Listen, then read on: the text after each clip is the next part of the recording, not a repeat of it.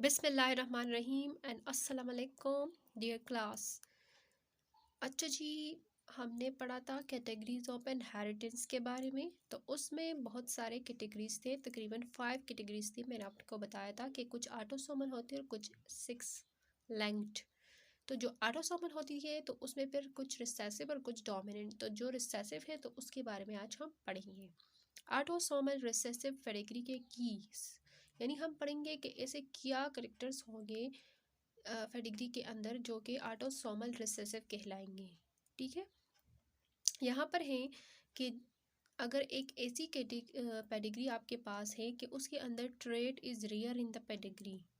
Trait से मुराद character होता है, ठीक है, और यहाँ पर ट्रेट से मुराद वो जेनेटिक डिसऑर्डर है, ठीक है, जो कि पेरेंट्स से ऑफस्प्रिंग में ट्रांसफॉर्म हो रही है।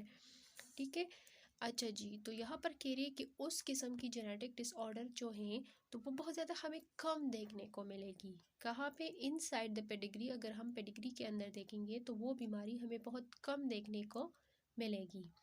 जिस तरह यहाँ पर मैंने फिर एक्सप्लेन किया है कि ट्रेट से मुराद करेक्टर है और करेक्टर्स के लिए जीन्स रिस्पॉन्सिबल होते हैं।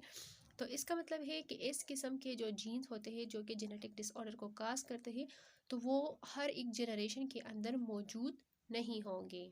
इसका मतलब यही है।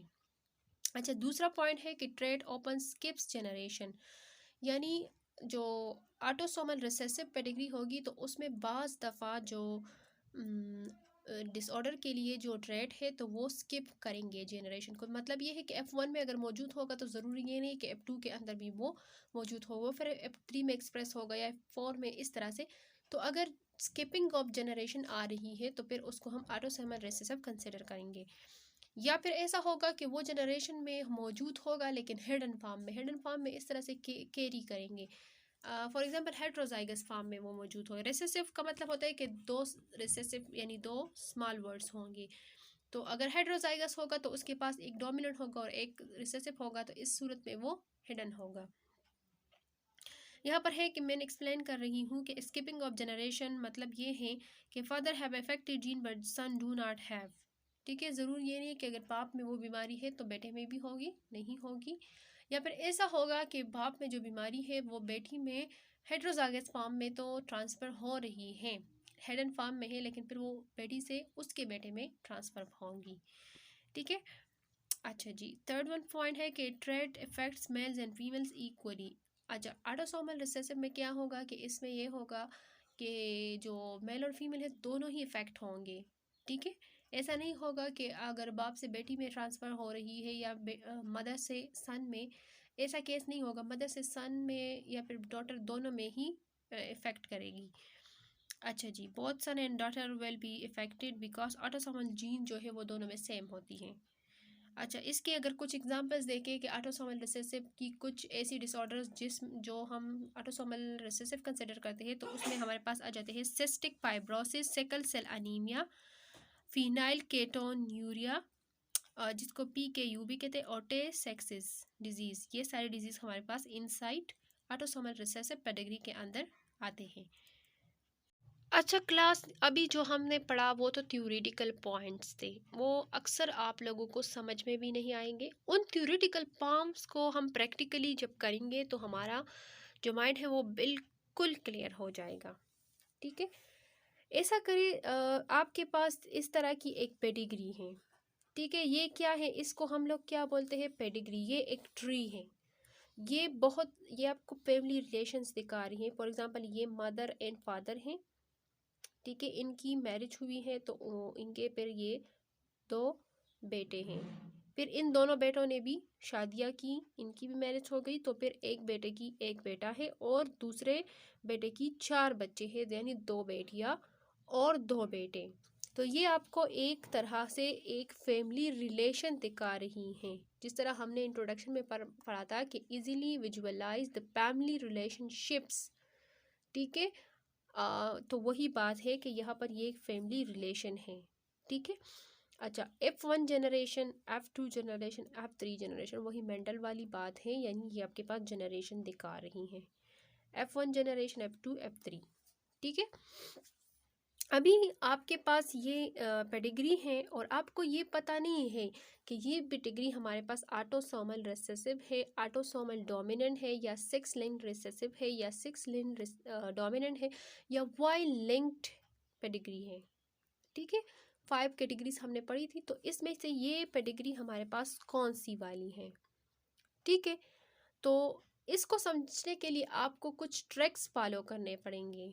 ठीक है, आपने ऑटोसोमल रिसेसिव पेडिग्री के अंदर पढ़ा था ना, मैंने आपको कुछ ट्रिक्स, ये कैटेगरीज, ये करेक्टर्स पढ़ाए थे, तो उसी करेक्टर्स को आप माइंड में रखोगे। लेकिन इस तरह से थोड़ा सा मुश्किल होता है ना ये करेक्टर्स वगैरह याद करना, तो इसके लिए तो एक छोटी सी ट्रिक है, तो वो आपने याद करनी होगी, तो उससे आपको फिर पेडिग्री अंडरस्टैंड करने में बहुत ज़्यादा हेल्पफुल साबित होगा। अच्छा जी, मैं अभी आपको ट्रिक बताती हूँ।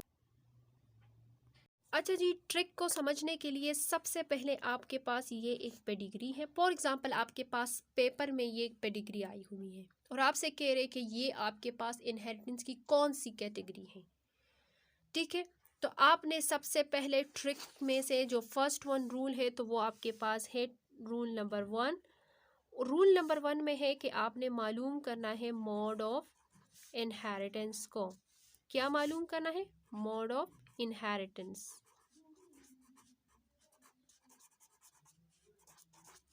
मोड ऑफ इनहेरिटेंस का मतलब है कि आपने मालूम करनी है कि ये इनहेरिटेंस आपके पास डोमिनेंट फॉर्म में है या आपके पास अलीलिक रिसेसिव फॉर्म में है। डोमिनेंट में है या फिर रिसेसिव फॉर्म में है। ठीक है, तो डोमिनेंट और रिसेसिव फॉर्म को मालूम करने के लिए आपको क्या करना पड़ेगा? आपको देखना पड़ेगा पेडिग्री के अंदर कि either all generation have affected persons. ठीक है, आपको एक तो ये बात देखनी पड़ेगी कि हर एक जनरेशन में इफेक्टेड पर्सन्स मौजूद हैं। ठीक है, और दूसरी जो बात है वो आपको ये देखनी पड़ेगी कि क्या हर एक ऑफस्प्रिंग का जो पेरेंट्स है क्या वो इफेक्टेड है। तो अगर आप इस पेडिग्री में देखो बेटा, सॉरी क्लास, तो यहाँ पर आप देखो कि ये आपके पास पेरेंट्स हैं। ठीक है, फिर ये भी आपके पास पेरेंट्स हैं, ये भी आपके पास पेरेंट्स है ना। तो ये पेरेंट्स जो है इसमें से, तो ये इनकी मदर क्या है? अफेक्टेड है। इस वाले पेरेंट्स में अगर आप देखो तो इनकी मदर फादर दोनों अनअफेक्टेड है। इसमें अगर आप देखो तो इसमें फादर अफेक्टेड है। ठीक है, तो इससे हमें ये पता चल जाता है कि इस जनरेशन में ये पेरेंट्स जो है वो अनइफेक्टेड फॉर्म में है, चूँकि ये ट्रिक को फॉलो नहीं कर रहे हैं। हमने ट्रिक में पढ़ा कि हम देखेंगे कि क्या हर एक जनरेशन में पेरेंट्स जो है वो अफेक्टेड है। तो अगर हम देखें तो यहाँ पर ये पेरेंट्स हमें अनइफेक्टेड शो हो रहे हैं, मतलब यहाँ पर स्किपिंग ऑफ जनरेशन आ रही है। यहाँ पर ट्रेड जो है वो रेयर है, मतलब कम है, इफेक्टेड ट्रेड कम है। तो इस वजह से हम इस पेडिग्री को क्या नाम देंगे? इस पेडिग्री को हम लोग रिसेसिव कंसिडर करेंगे। क्या कंसिडर करेंगे? रिसेसिव। अच्छा, दूसरी जो बात है वो ये है कि हम इस पेडिग्री को देखेंगे कि आइदर ये पेडिग्री हमारे पास ऑटोसोमल है या फिर सेक्स लिंक्ड है। तो इसके लिए हमें क्या करना पड़ेगा? इस पेडिग्री को हमने देखना पड़ेगा कि क्या ये जो अफेक्टेड मदर है ये अपने बेटे को अफेक्ट कर रही है और फिर बेटे से वो बीमारी उसकी बेटी में ट्रांसफ़र हो रही है। इस तरह से हमने इसको देखना होगा, क्योंकि हमें पता है कि मदर एक्स क्रोमोसोम अपने बेटे को देती है, फिर बेटा एक्स क्रोमोसोम अपनी बेटी को देता है। ये नहीं होता कि बेटा एक्स क्रोमोसोम अपने बेटे को देता है। तो मतलब अगर आप यहाँ पर देखो तो यहाँ पर ये मदर है, इसने अपने बेटे को इफेक्ट किया, फिर अब उसके बेटे ने अपने बेटे को इफेक्ट किया और फिर उसके